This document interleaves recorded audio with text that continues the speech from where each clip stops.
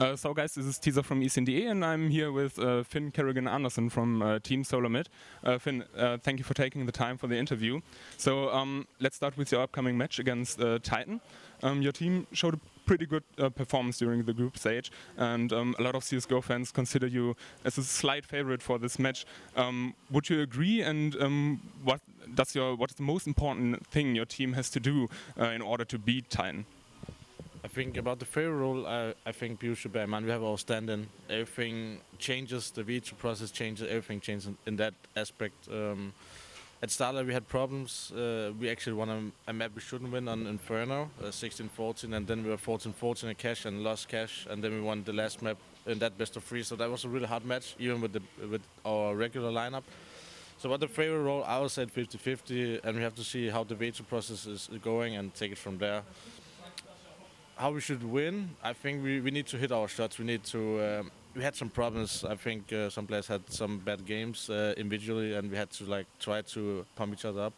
And we lost two maps in the group stage. I mean, we outpicked Virtus.pro, in my opinion, by taking overpass. They were really not prepared for overpass, and that's hard against Titan because they are good on all other maps, and I know what map they're gonna be to. So there actually be no surprises there. So we have to hit our shots. Basically, that's it. Okay, so you already said it, you're playing with karrigan as a stand-in for a device who couldn't attend the tournament. How did this affect your team play overall?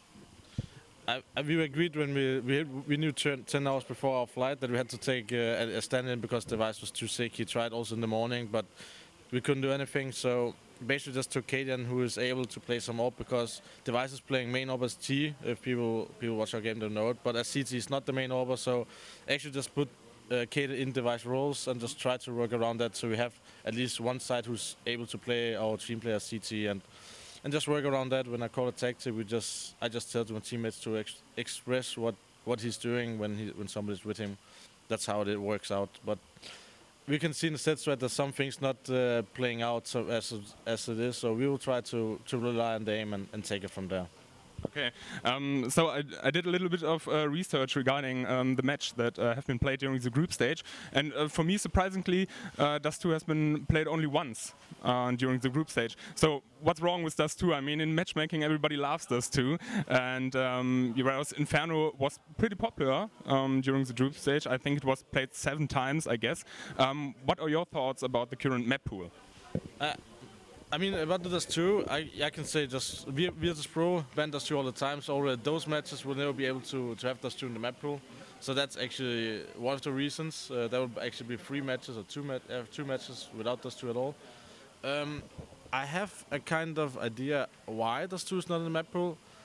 Basically, the smoke changes in the last update. That means you cannot make an effectively B split on Dust2, and the meta just switched, and nobody had time to practice that map. So actually, that could be one of the reasons that you know how to work around the smokes on Dust2. The same if you go on A, you can jump on the car and watch all the smokes if you're walking over short. The same if you smoke out mid, you can actually see when they're jumping over mid now. So everything changes in the update. I also think if you even smoke dark on Dust2, you can jump over, see if somebody's behind plateau. So many things changes in that Dust2 smoke update, you can say. So that would be one of the reasons. About the current map pool, I can speak for my team. We like Nuke, so the idea about removing Nuke was a little kind of sad of us. It's still heavy CT-sided, but in my opinion, you need to have some maps that actually are CT heavy-sided, so you don't have the balanced map. Because for me, that's like kind of boring. That you don't have you have like one side you have there you can get a lot of rounds. So you just need to grind out some rounds as T. You see on Inferno, some games were actually T-sided in this tournament, and we have to take it from there. But I mean, still Cobblestone is still a new map, but people play it, and I just think putting in Train right now, you just need to do it right now but there's so many tournaments, so it's actually hard to find where you need to take Nuke out and put Train in, because you need to make it like what's called smooth over I can't remember, but going from the smooth from one map to another, so it's hard to take a map out in my opinion. Okay. Yeah, roughly 2 weeks ago we had an update for CSGO with quite a lot change towards the pistols, the Tec9 especially. Give me your thoughts about the update. The Tec9 in my opinion didn't really get nerfed. It just got a little less bullets. You still have the pistols you can run and shoot, run and gun like you say, and that just makes everything harder. But the Tec9 got nerfed in that way that you actually can counter it with SMGs, and actually you can more force by seeds, in my opinion. If you have MP9, you can just rush down and go close combat. So in that way, it got nerfed. The OP nerf, if I speak from my point of view, it just makes the OP not make repeaks. And from my experience, I play way better with OP on Mirage. For example, you just need to take one angle, fall back, take the next angle. But as T, it's way harder to rely on the orb, and I also think you show with Kenny S, it's way harder for him to get the peaks, because you need to actually jump and then zoom in the air and then try to land, but you can't like walk with zoom. Overall, it's strange update from my opinion. I don't think the smoke needed an update. I think T's already before the smoke worked around them about the C's heavy-sided smoke. So the smoke update makes no sense for me, because it changes too many things. Too many basic smokes doesn't work anymore, and we have to work around that now. Okay, so another thing everybody was talking about is there are the rumors about this big new tournament, maybe which maybe comes in the future with this crazy amount of prize money, $80 million was it, I think. Yeah, what are your thoughts about when you heard it for the first time? It's hard to say anything, because we only know small details. We don't know how it is. Are people gonna move to another country to play, like LCS? Is it gonna play online? Then there you have the DDoS problem. All that kind of things you have to work around before I can actually put my professional opinion about it. But of course, prize money, big tournaments, everything, that's just amazing. But also kind of like CSGO for the way it is. Like you go to tournament to tournament to tournament, you just don't have this major anymore, just major, where you just look forward to the major, but you have actually all those small tournaments right now that actually also interesting, and that makes CSGO so special that you actually have to change your meta in between the tournaments. You don't have so much time to practice.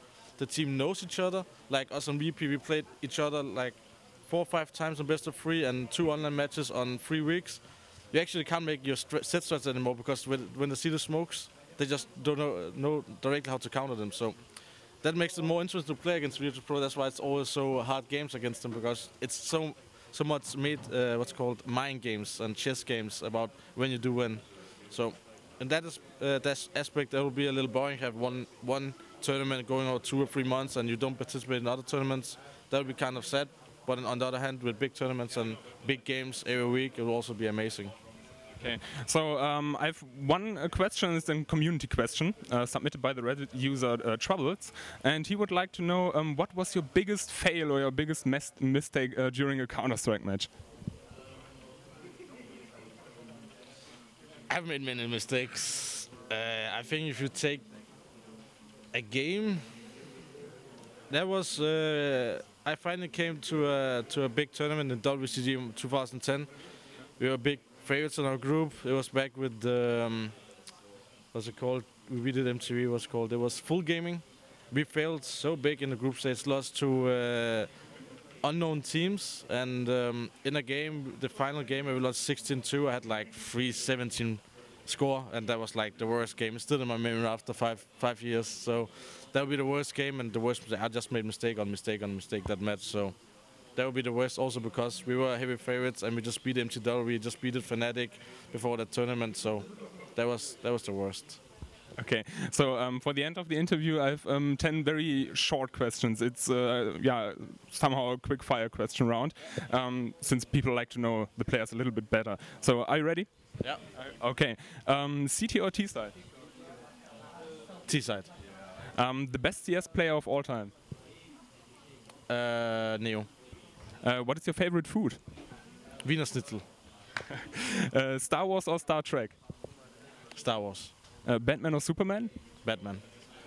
What was your first online nickname? All good. Which country would you like to visit someday? USA, but I've been there. I don't know. Is it another country or a country just to go? I think USA is okay as an answer. Okay, favorite sport beside esports? Football. Your first video game? Snake on computer. Okay, Katy Perry or Taylor Swift? Katy Perry. Okay, so thanks a lot, and any shoutouts to your fans or your sponsors team? I would like to thank the organization, TSM family, and all the sponsors, especially King, who's sending us everywhere, and just HTC, all those kind of sponsors, iBuyPower. It's just amazing, that support. And of course the TSM fans, everywhere you go you have TSM fans, TSM, every tournament, and that's just amazing. So shout out to them.